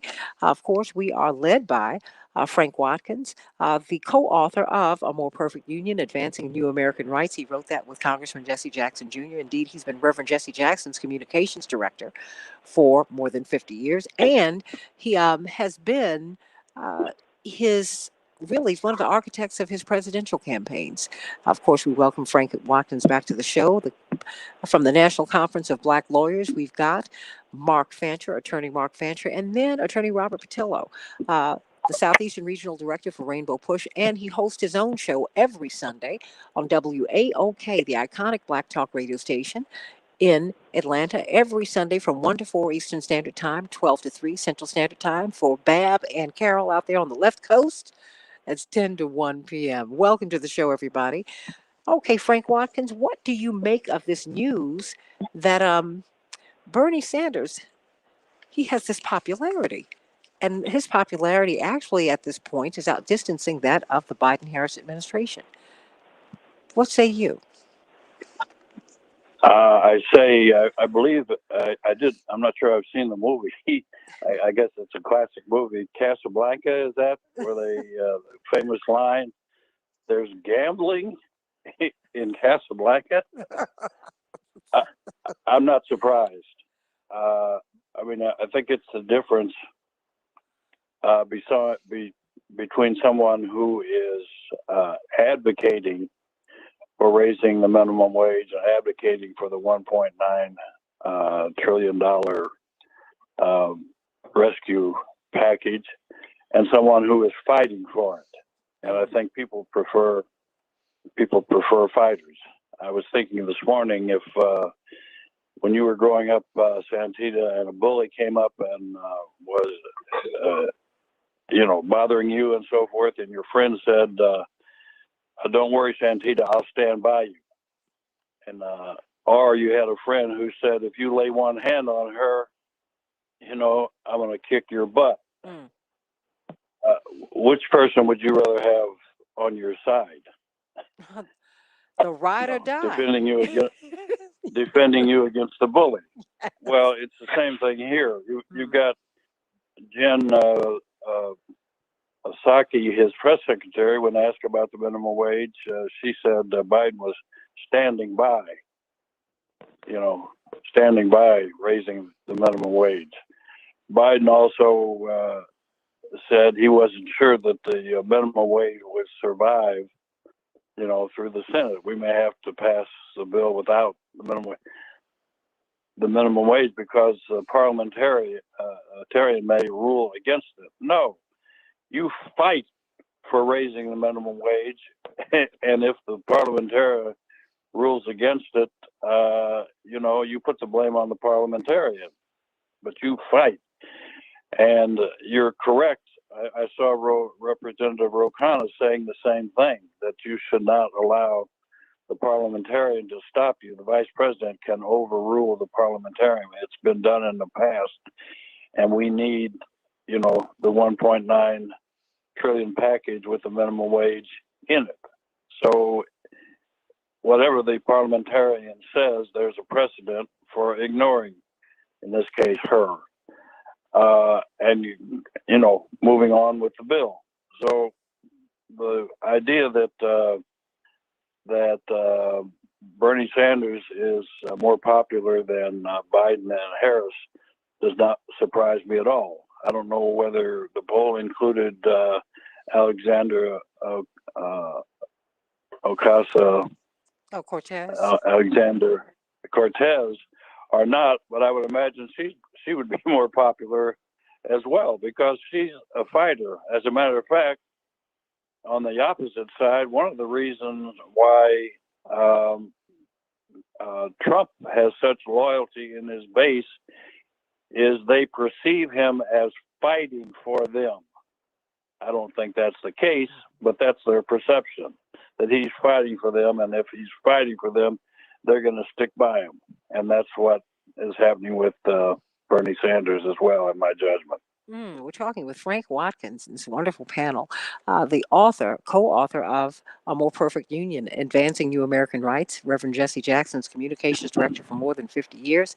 Brilliant architect, really, of the modern civil rights movement. We're joined by, let me go to you, Attorney Mark Fancher, National Conference of Black Lawyers. Are you surprised by this by this higher approval rating by Bernie Sanders as he's championing minimum wage, as he's championing fighting for stimulus checks, as he's really fighting for $2,000 a month for every American household? Does it surprise you? No, not at all. And I think that Frank Watkins is right on the money in terms of the reason. But I also think that it goes beyond just the fight that's being waged for minimum wages, and it just extends to the broader political orientation of so many people in this country. I think that if you look at the difference between a politician and a revolutionary, a politician is someone who tries to run and catch up with where the people are, and once he reaches the people, he says, "I'm here too." A revolutionary looks at where the people are going, runs out ahead of them, and tries to figure out ways to get them to their destination faster. And so I think that you have people who are moving very quickly toward an objective of socialism for this country. And there are only those politicians who recognize that that's where they're going, and who are doing what they can to try and get them there faster, who are going to receive the type of recognition and approval of the people themselves. But I also think that it highlights the contradiction of the system that you have politicians who are the only ones who are able to get elected to office. And the people who really are standing in front of the people and helping them to get where they're trying to go, urging them on, those are the people who can't get elected. And it just speaks to the extent to which the system has been rigged, and the extent to which I think increasingly the people are going to have to reject both the Democratic and the Republican parties because they're both locked into a system that serves capitalism and the corporate class. Attorney Robert Patillo, a Southeastern Regional Director for Rainbow Push and a host of your own radio show on WAOK in Atlanta every Sunday from 1 to 4 Eastern Standard Time. Are you surprised by these findings from this poll? Well, no, because the backup quarterback is always the most popular player on the team. The next head coach, the new hot offensive coordinator, is always the most popular choice for being the next head coach. Bernie has the benefit of being a pure ideologue. He has the benefit of not having to worry about building a political coalition. Bernie doesn't have to worry about trying to find 51 votes. He doesn't have to persuade Joe Manchin or Christian Sinema to come across party lines, or think about the idea of getting Lisa Murkowski or Susan Collins or Ben Sass or Mitt Romney potentially to cross party lines or to vote in favor of something. He doesn't have to think about how this will impact the confirmation of a federal judge in 2 years that he might elect if he makes a Republican chairman of a committee angry. So yes, he has the benefit of simply being able to be very declarative on issues, to speak clearly, because he doesn't actually have to worry about actualizing them and putting them into action. What we see a lot of the times is that new hot quarterback that you are really looking forward to getting into the game. We got to get Nick Foles out of here and get Trubisky in there. Then about 6 games in, you say, hey, let's get Trubisky back out of there and get Foles back in there because this isn't working. So I think once if you put these things that has to put them into governance, then of course these things become less popular. Think about how popular Gavin Newsom was when he was the mayor of San Francisco versus Gavin Newsom as the governor of California, where they're trying to recall him, because sometimes ideologically, once you try to put those things into legislative action, it's a lot harder to actually govern than it is to put forth policy proposals that sound like they will work very well for people. So I think part of what you're seeing is the benefit of not having to compromise, not being able to be very clear on what you would and would not do. And just as Mark said, it's similar to that Trump effect, where Republicans got so used to equivocating and quivering politicians who talked about what they couldn't do. Trump just came in and said what I'm going to do, and whether it makes sense or not, they Republicans are born and bred on John Wayne, on Dirty Harry, on Ronald Reagan, and this idea of a strong man just getting things done. That's just not how the American parliamentary system works, where one person has that iconoclastic ability to do such. So I think Bernie has to start demonstrating the ability to get some of these ideas across the finish line. And I think that's when the true rubber meets the road. When Bernie is able to convince, say, Susan Collins to vote in favor of $15 minimum wage, when he's able to talk Lisa Murkowski into supporting Medicare for all, I think that's when the rubber hits the road. But as long as you're the backup quarterback, it's always easy to be very popular. Well, Frank Watkins, do you think that that argument could be made more persuasively if we had politics that reflected where the people are? That is to say, if 50 of the Democrats in the U.S. Senate represent 41 million more votes, doesn't that give these progressive positions, or certainly the Democratic Party, an edge, or shouldn't it? Well, it should. Okay. Well, Go ahead. Oh, no, Go ahead, Robert. you on Robert, and then you, Frank. Sorry about that. I said it should, but what Republicans have figured out is how to work the refs so that they can, where you can have 15 Republican senators representing fewer people than the population of California, or where they don't have to win the popular vote but once every 30 or 40 years and still maintain power. So it should work out that way, but it just doesn't. Frank, and then you, Mark. I was going to say that I partially agree and partially disagree with what Attorney Patillo is saying. I agree with him to the extent that Biden has a rough job and he's thinking about how to get the 51 votes, but so is Bernie Sanders. Here's where I have the difference. Bernie Sanders' strategy is that he thinks we can get the 51 votes by mobilizing the American people and putting so much pressure on the politicians that we can get the 51 votes. So there's a different strategy associated with what Biden has to do and what Bernie Sanders is trying to do. Bernie Sanders is trying to get public support for a progressive agenda, which will aid Biden in achieving his 41 votes. So I think 51 votes. I think both of them have in mind, the 51 votes. They just have different strategies, and they're playing a different role in achieving that. Well, what do you think, Attorney Mark Fancher? Do you think that these politics would be changed if certainly if the numbers were different, and if Democrats behaved as if they represent 41 million more people in the U.S. Senate than the Republicans? Santita, if I could give one other example, if you remember, Biden defeated Bernie, I think it was something like 80 to 20% in Mississippi, in terms of the vote. I mean, he just swamped him. He buried him. It was ridiculous. On the other hand, over 50% of the people supported Bernie's Medicare for all. So they liked what he was saying, but they had trusted Biden, right? I mean, because once at one level, and they had so damaged the idea of democratic socialism that people were afraid to vote for what they really wanted because of a name. Wow. Mark, I've got about 90 seconds. Yeah, no, I think we've got to take this completely out of the electoral politics paradigm. I really don't care what the politicians do or what they're capable of doing, because they're not capable of doing very much. The system constrains and confines them. They can't do very much. I don't care where their hearts are. I don't care where their analysis is. I don't care where their convictions are. It's rigged.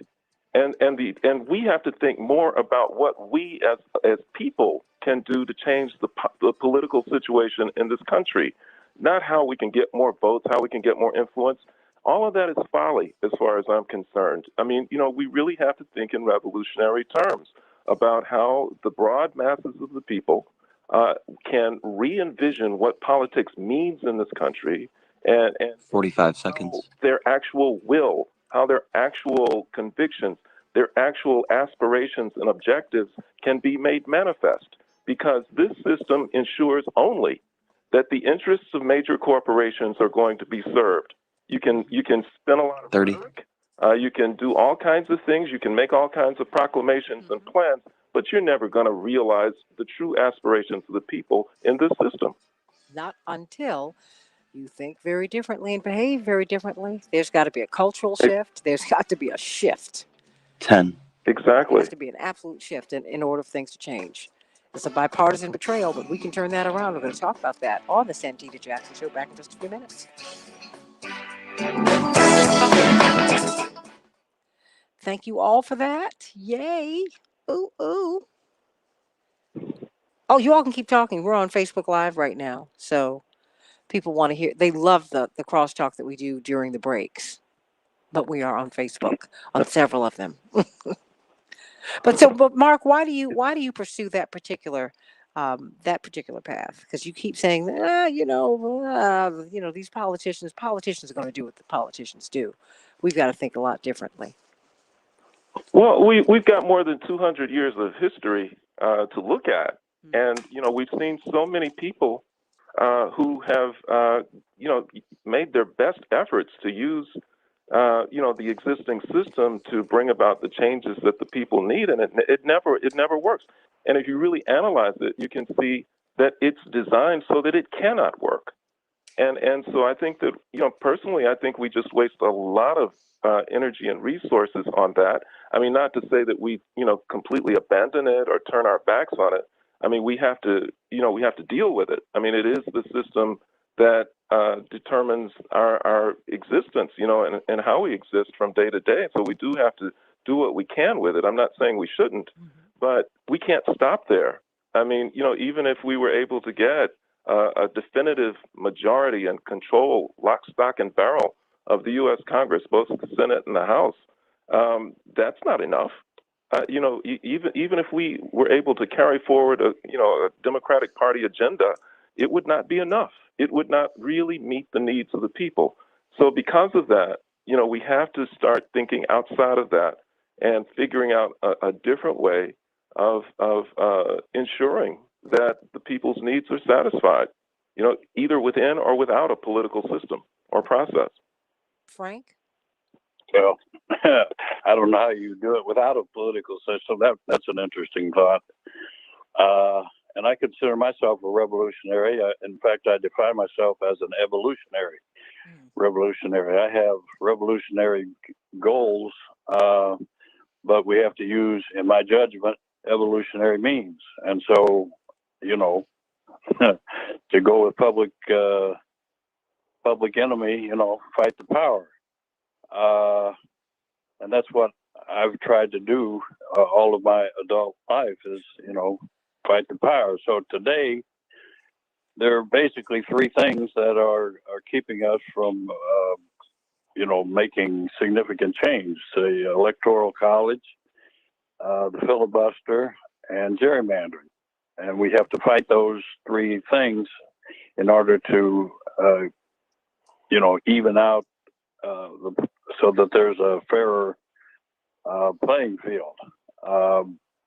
Democrats have won 7 of the last 8 presidential elections, but they've only been elected president 1 minute. 5 of those times.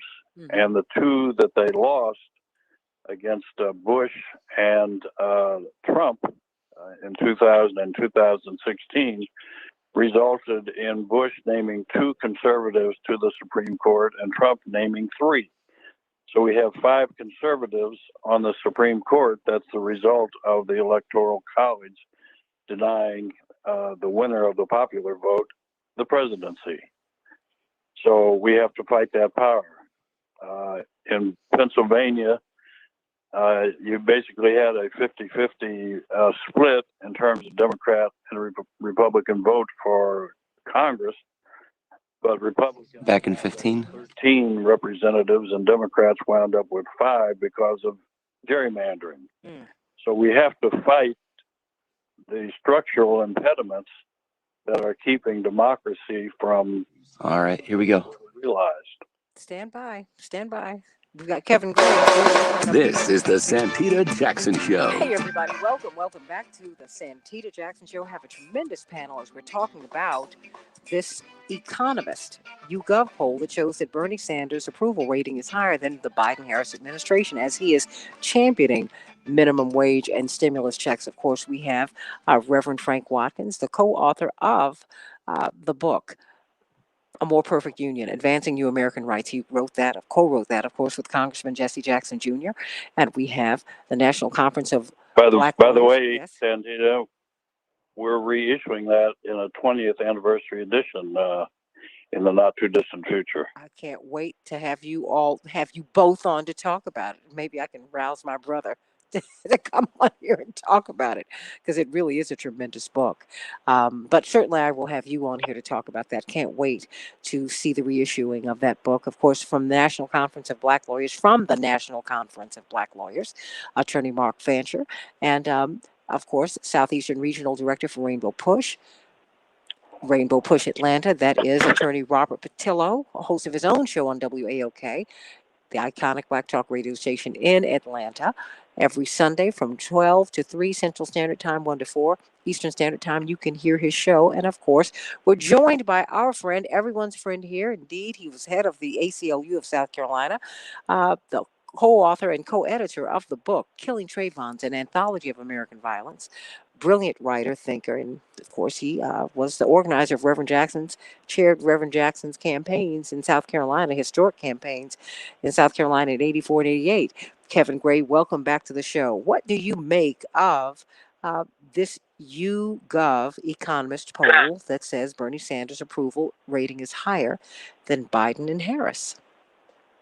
Well, I think people were looking for a different structure and a different way of life.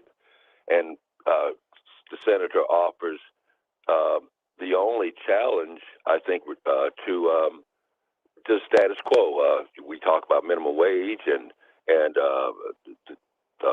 free public education, and paying off student debt, housing. I mean, there are a lot of things that people really see a need for, and they're trying to figure out just how to do it, how to survive going forward. What's this new economy going to look like?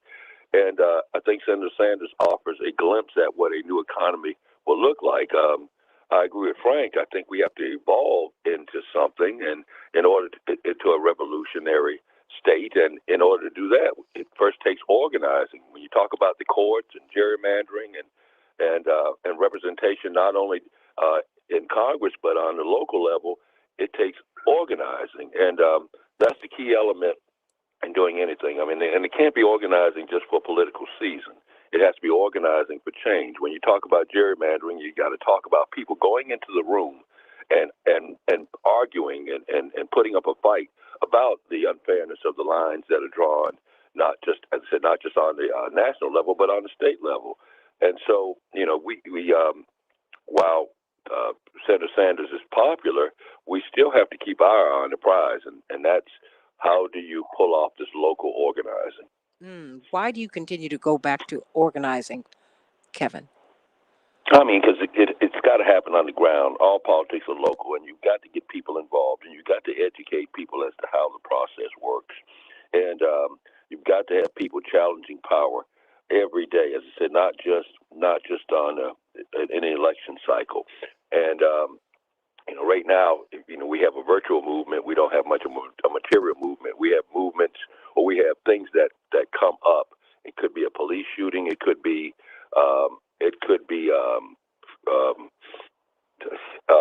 anything. But we don't get rallied until the event comes up, and that's why we're always behind the 8 ball. I mean, Frank mentioned Republicans putting 5 members on the Supreme Court.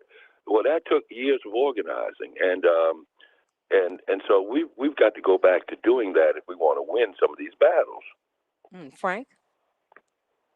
No, I was just going to add that his Texas was another example of the crisis. In other words, we do reactive politics as opposed to proactive politics, and he was also saying that we need to focus more on interim politics, not just electoral politics. Vote every 4 years, every 2 years, whatever. No, we got to work every day in the interim to build up the organizations and so forth, that when election day comes, you have the power, to make a difference. When I step back, Attorney Fancher, Mark, it doesn't seem to me that you all are that far apart at all. I think you all are all on the same page. I think you're coming at this from different spaces. How do you respond to what you've heard from Kevin and from Reverend Frank Watkins? Because they're saying that we're revolutionaries, we're evolutionaries, but we've got to use the system that we've got in order to achieve these ends. What do you say to that? Oh no, I think that we. Oh, I'm sorry, Frank. No, well, hold on. No, we have Mark? to change the system we have. Okay.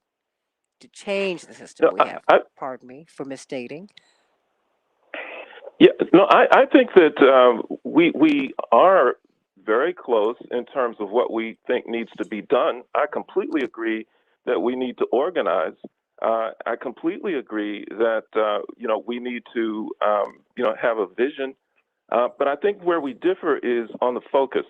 I don't want to organize for the purpose of trying to change or take over the existing system, because I think it is corrupt to the core. I think that it is useless for oppressed communities, for the descendants of enslaved Africans, for indigenous peoples of the Americas, for Latino communities that live in poverty. For all of these oppressed communities, that system, the electoral process, is rigged against them. They have no prospect, no hope for making the changes that they need through that process and through that system. And so for that reason, we need to create a completely different political reality. And, I always say that, if you're a Christian, you have to be a socialist, because the first socialists were the first century Christians. They were confronted by circumstances that are very similar to those that oppressed communities in this country are facing. They were, people of color who lived in first century Palestine, who were oppressed by an imperialist power that was based in Rome. And what they did is they did not say to themselves that what we need to do is to try and get involved in Roman politics and to try and use Rome's political system to try and improve our condition. They knew that it was their enemy, that it was their oppressor, that its primary focus, its primary objective was to keep them subordinated, to keep them oppressed and exploited. And so what they did is they rejected it in its entirety. And they set up their own society with their own system. And the system that they set up, to deal with their economics and their politics was a socialist one. I mean, it's all there in the Acts of the Apostles. I'm not saying that we replicate what they did, because our reality is different. But I do think that we have to have a broader and better vision that's informed by what we can accomplish and what we need. If we can't find the political allies that we need within this country, we need to look beyond U.S. borders. We need to look to revolutionary and progressive forces in Africa.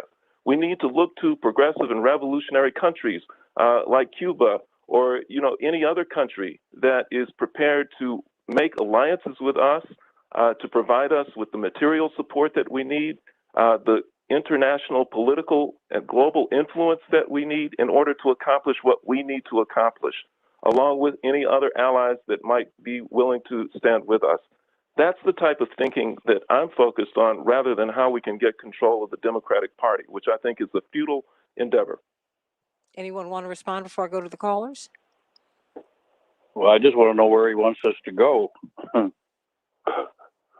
If we don't go to the Democratic Party, or we don't go to the Republican Party, which doesn't, that's not a real alternative, where do black people and poor people go now? I mean, what wagon do they jump on? We create our own political reality in whatever form. Where is that? Where is that being created? That's what we have to do. We're trying to identify the challenges that are before us and the needs of the people. It is useless to continue to try and find an answer within a system and within a party that has demonstrated that it is our enemy. Well, I hear you. I hear you, 65 brother. I Voting mean, Rights Act I've was organized. the enemy of I've organized with the Green Party. I've filed lawsuits to protect the rights of third parties here in South Carolina, and I've run as a third-party candidate. But the reality is that most people don't understand a third-party movement. When you even talk about things like cumulative voting, that's not what I'm talking about. I'm not talking about a third electoral party. I'm saying a rejection of the electoral political system itself. Third parties don't work because the system is designed to accommodate only two parties that have received the approval of the capitalist class. No third party is going to be allowed to succeed within that system because they need to control both parties. So I'm saying we have to reject the entire system and create a different political reality. That's what revolutionaries do. They don't go and try to The political reality is downtown Columbia, South Carolina, on city council who decides what roads are paved, what sidewalks are put in, where garbage is collected, what kind of taxes you're going to pay, where you're going to live. That's the reality that most people are having to deal with on a daily basis. And you're talking about creating a different reality other than that for them. I am. I'm not saying to neglect the existing system. For those who are skilled and adept at using the system to the best that it can be used, I'm not saying that nothing can be gained from the existing structures. You get from it what you can, but you can't look to that for liberation. If you're looking for liberation and the true fulfillment of the potential and the aspirations of oppressed communities, you've got to reject it. And you've got to plan for something that's completely different and outside of it. You can continue to work in the existing structure and get what you can from it, but you can't say that this is where we're going to find our liberation. We can't. It's designed to prevent us from doing that. Let me bring in a couple of callers. Well, okay, Frank, before I go to the callers. Well, I mean, I've never turned the Democratic Party, into my religion, and I haven't turned presidential candidates into my God to worship, which is kind of what the Republicans have done with Trump, and I've never even come close to doing that. I mean, the Democratic Party is a means to an end, as far as I'm concerned. I'm not married to the Democratic Party,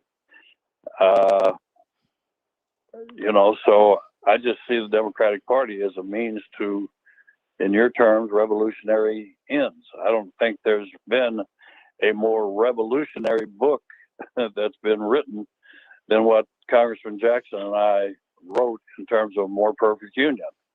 If you want to talk about some idealism and where we need to be going, much of that is in a more perfect union. When we propose 9 constitutional amendments, that's not exactly status quo. When we talking about you have the right to health care, and we need to put it in the Constitution. You have a right to a safe, clean, and renewable energy in the environment. We put that in the Constitution. You have a right to safe and sanitary and affordable housing. We put that in the Constitution. The right to vote is not. A fundamental right to vote is not in the Constitution. Voting is a state right. We put a right to vote in the Constitution, and so forth. So I don't know of any more revolutionary book that's ever come out of the United States Congress than A More Perfect Union. So all of those objectives are worthwhile. Okay. All Mark, of those before we go to the objectives are callers. worthwhile. Okay, sure. No. Before we go to the callers, I wanted you to make your point. Oh, yeah.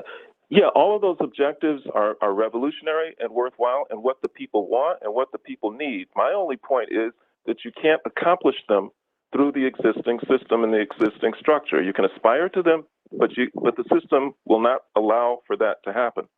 We're only going to get that by using alternative means. David from San Francisco, what say you? You've dumped into the middle of a really, really hot discussion. I love it. David, what's on your mind, morning, sweetie? Santita. How you doing? Yeah, morning. It just crossed my mind that some of the districts are becoming so unmanageable that electoral politics tries to compete against a theme, but the districts are too large. And I can give you an example for Texas with the electrical grid. They got suckered into something that Enron did 20 years ago. And if you think about the size of Texas, it's so large that it's the equivalent of 1/3 of the lower 48. And one idiot at the top, or a pack of, small cadre of idiots at the top, can drag 1/3 of the nation into the ditch. And so a bunch of examples of this have happened. 1914, we used to have a new congressman for every 30,000 people. And in the 1800s, it got bumped up to 60,000 per congressman. Now it's well over 700,000 per congressman because they topped off Congress at 435 members. So we're not getting taxation with representation. And it's all because the districts are intentionally skewered so that representation can't happen. When you look at the tax cuts to the super rich, they basically don't pay taxes, but they get the representation. So it's representation without taxation, which is a big problem. And I go for, I've been a third party kind of guy. And when you think that the Democrats usually make up about 30% of America, the Republicans are usually about 25%, and the unaffiliateds are about 40%, or third party unaffiliated, independent. So I usually go with just the old taxation with representation, and you can get a lot more done when you show how these districts are being skewed and find a way to make actual taxation with representation happen.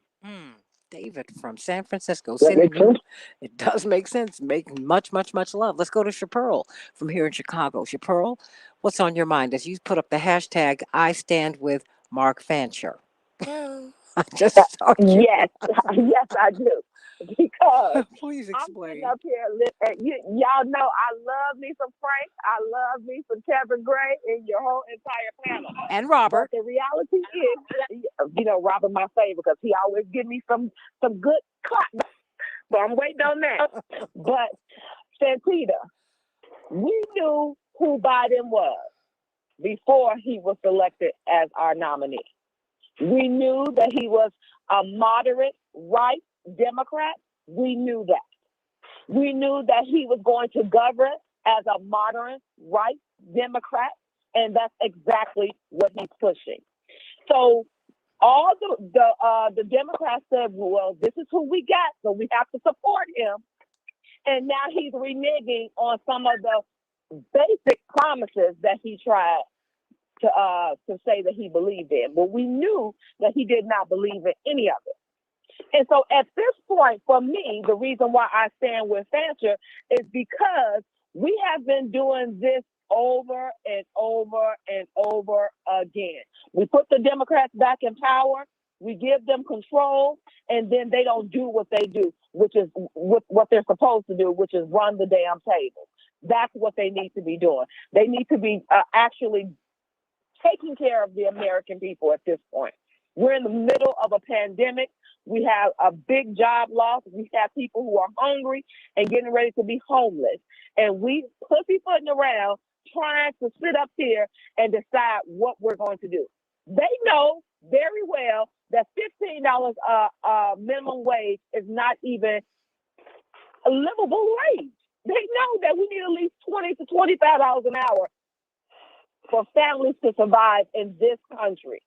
And so the fact is that we are not supporting the American people. And if Democrats do not support us, we shouldn't support them.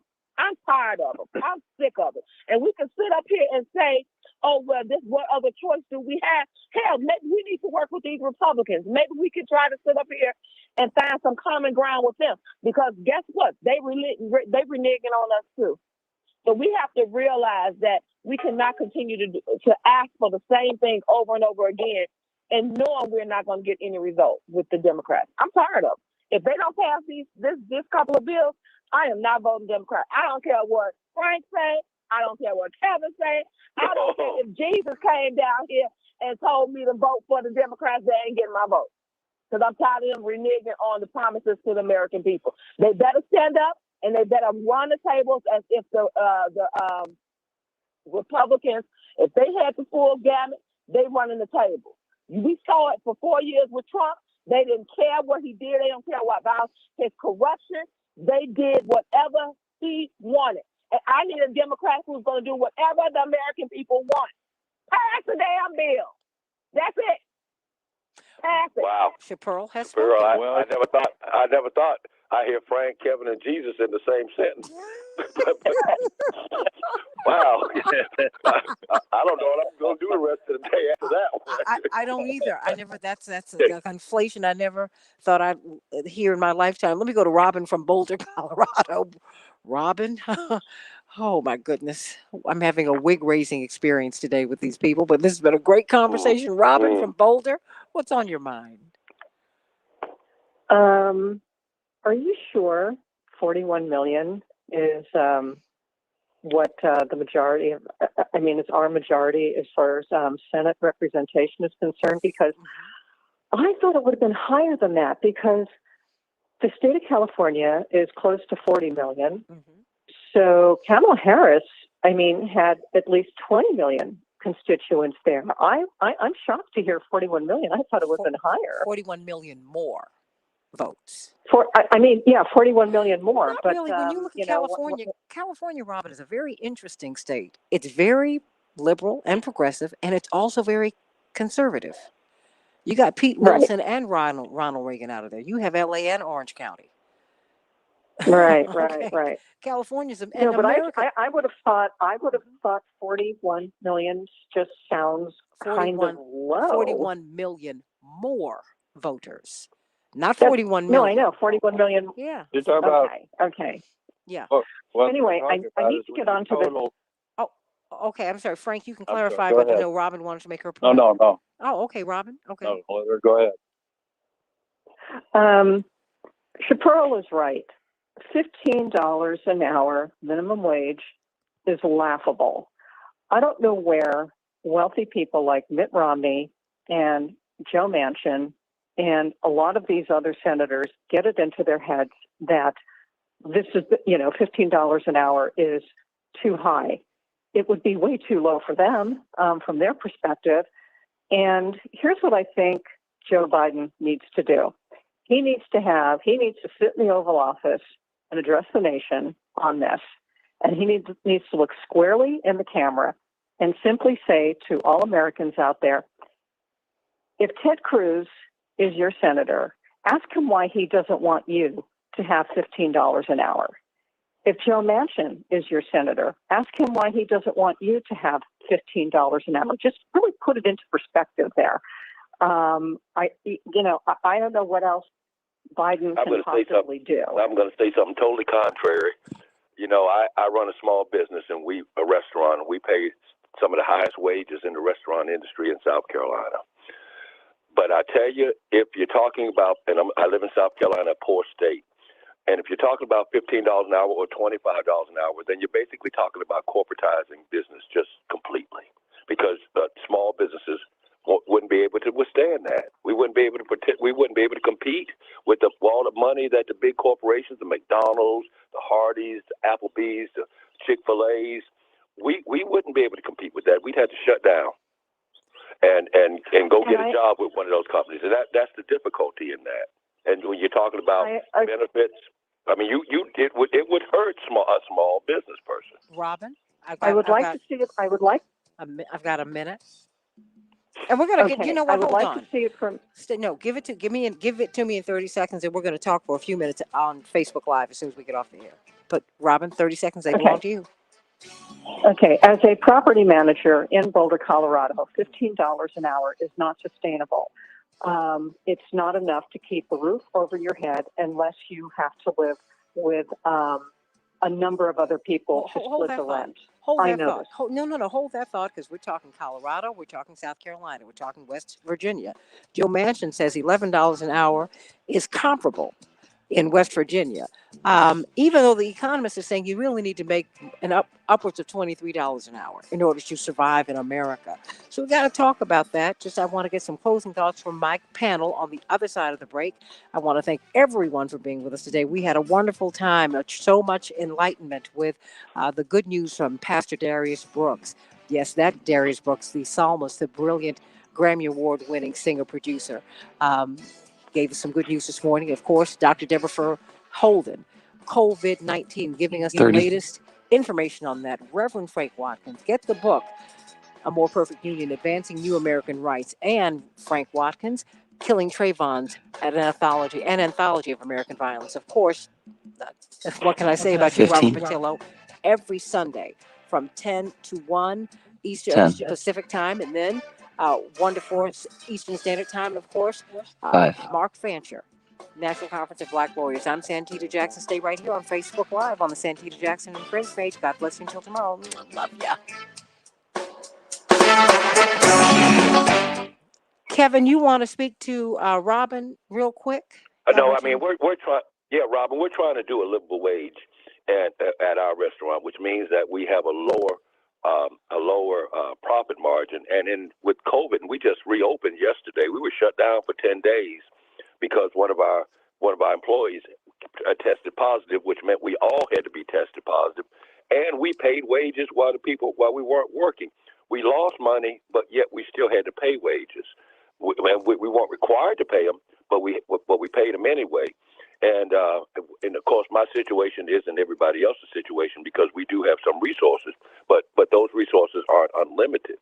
And so when you talk about in a state like South Carolina, where we're trying to at least achieve a livable wage, if you're talking about I heard you say $25 an hour, then you're basically, as I said, just promoting a corporate model as opposed to the so-called mythical mom and pop model.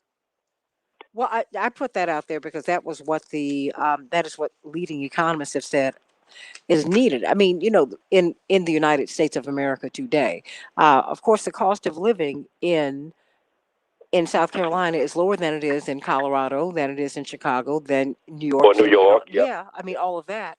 And all that has to be consideration. Certainly, we need to figure out a way to get everyone a prosperity wage.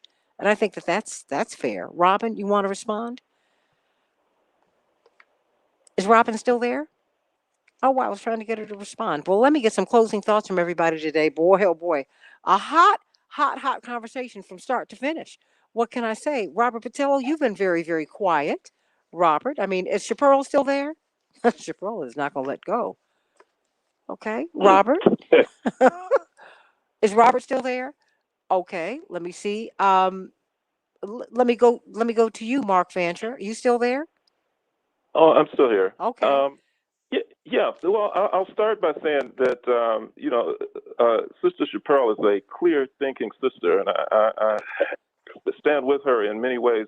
But I have to say that if Jesus told me to vote Democratic, I think I would do it. I think she would too. Lord. Trust me. Okay. She's a holy roller. Don't get me wrong. She was just a little hot right now. I know. I was just joking. But Mark, this was the first time I voted Democratic in decades. I think the last Democrat I voted for was Jimmy Carter. I didn't vote for Biden. I voted against Trump because I thought living in the South that he empowered people who would kill you. Now, no question, the system kills us in different ways, but the idea of having people believe that they had a right to promote white supremacy and racism straight up to your face, and that's what I voted against. I didn't necessarily vote for Biden or vote thinking the Democratic Party was going to save me in any way. Oh yeah. Well, I reject both parties, but be that as it may, what I was going to say is that I guess to give you some concrete idea of what I've been talking about, the Black Panther Party, when it first started, recognized that the community had certain needs, and they used their own wit and intelligence and creativity and resources of the community to establish an incredibly impressive network of community service operations that address many of the community's most vital needs, while at the same time continuing to politically educate and enlighten them. And what I'm suggesting is that that spirit is one that we need to adopt again, but I think that given the advances in technology, we can do it much better, and I think we can do it globally with allied forces around the world. And so I think I really think that's where we need to go to ensure that, we really meet the needs of the people. Frank Watkins, Kevin, you all want to respond?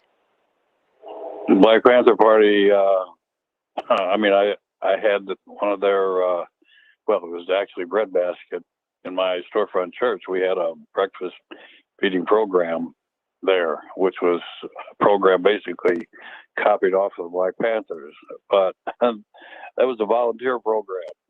I don't think volunteerism is the way to the future.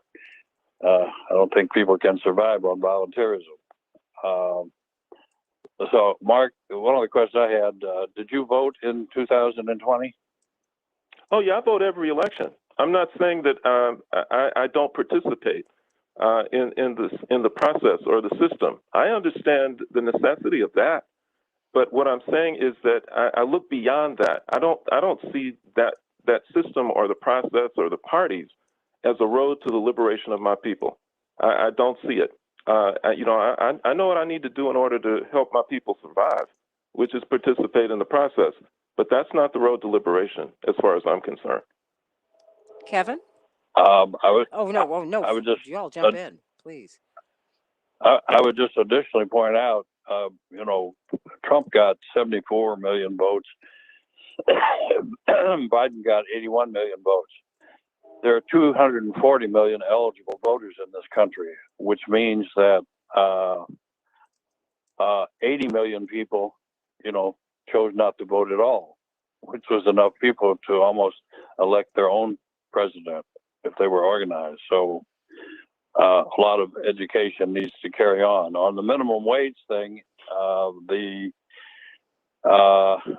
forgotten the institution now that said if you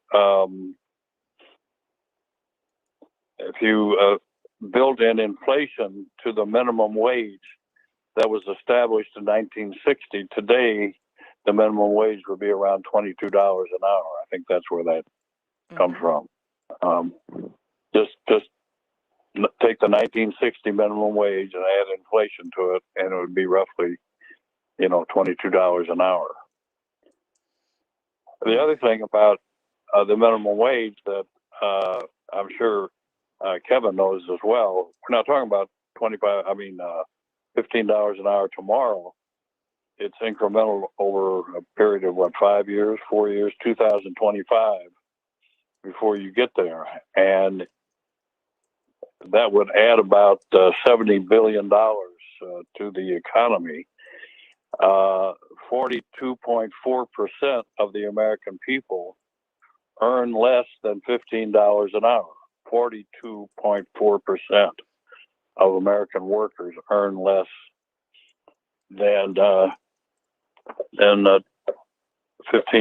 an hour. That's 32 million workers, 19 million of which are women, and disproportionately people of color. 1 in 4 women working full or part-time would see a raise, including 8 million mothers, which comprise 65% of whom are primary or sole breadwinners. That's what the minimum wage would do. Any response, everybody? Okay, Frank, why did you ask Mark if he voted? Everything else he was saying seemed like he was just dealing with an ideal and not dealing with any practicality.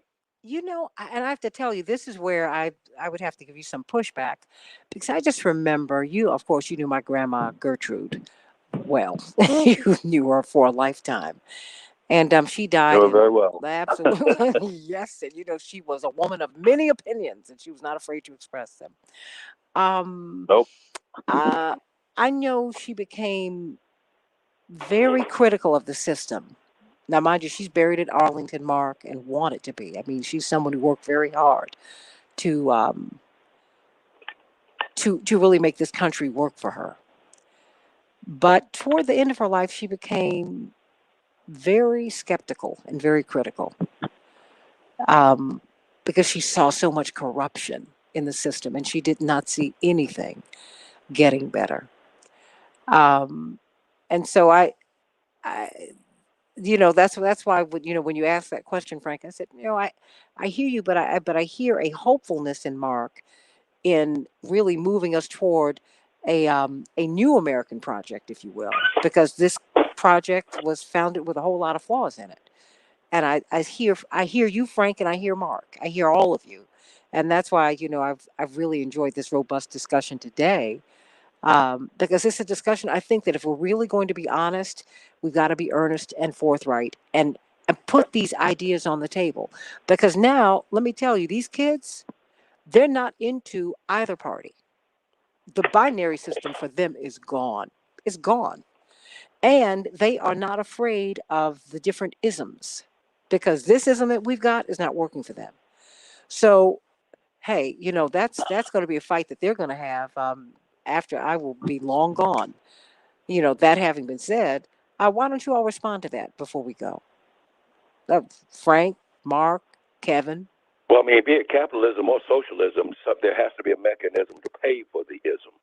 And no question, capitalism, which is based on enslavement and genocide, is no kind of, and white supremacy and racism is no kind of model to advance forward. So I understand exactly what Mark is saying, and I agree with him. But no, and I hate that I put that but in there. You still have to deal with the reality, or as Chase said, you got to deal with the ground that you're given. And so, in dealing with that, for me, the first step, when you talk about the Black Panther Party and what they did, they organized. They figured out, well, they knew their needs and they knew the people's needs, and they organized around those needs. And so that's what we got to go back to, which we're not doing. It can't just be all virtual. It has to be material, along with being virtual. And that's what I don't see. Frank? Or, Yeah, or Mark? Or Mark? Oh, please, Mark, go. No, Mark, jump on in. Jump in. Yeah, no, I agree completely with that. And when I suggest these things, I'm not, under any illusions that they're just going to materialize. It's going to take lots of hard organizing and hard work. But before we do the hard work, we need to know what we're working for, which is what concerns me. And that, as long as people continue to believe that what we're working for is a strong Democratic Party, then I think that there's a lot of wasted energy and a lot of wasted organizing effort that goes into trying to accomplish that versus trying to accomplish an alternative vision, which does offer real prospects for liberation of communities that have been historically oppressed. So that's basically where I come down on it. We got to work. But we just need to know what we're working for, which is my primary concern. And I'm sorry, I am going to have to leave, but love all you guys and appreciate and respect all of you and the work that you do. So Love you and thank no you. matter what. Frank, you want to say, And I please. got to go open the restaurant. We all have to go, but if anyone All wants right. to say anything If before we have to anybody go. is ever in if anybody is ever in Columbia, South Carolina, they need to stop by the Railroad Barbecue. Amen to that. Everybody. I love you, everybody. What you say, Frank? I say, did he hang up? I was looking for the exact name. That's right. That's it. Trying to promote his restaurant. Absolutely, And I'm everybody. sorry that Robert. Well, I'm just talking to myself now. No. But I am working for a strong Democratic Party. It just happens to be a small D as opposed to a large D. or maybe I should say, I'm working for a small D within the big D. So I'm looking for a small D Democratic Party, and that's what I'm trying to strengthen. And I was sorry that Robert hung up because I was going to agree with him. I mean, I love Chaparral too, but she's like acting like Democrats have a 65 to 35 member Senate or something. It's 50-50. It's tight. But you know what? Tomorrow, and in the House, the Speaker only has about a 7-vote margin. it's razor thin. Democrats. But I'm gonna have It's to. razor thin. I gotta run because I've gotta go on a Zoom call. But I'm hearing you. We're gonna come back and have this conversation. Well, I'm just stay here and talk to myself. No, I love you. Love you, everybody. I'll see you tomorrow. Bye-bye.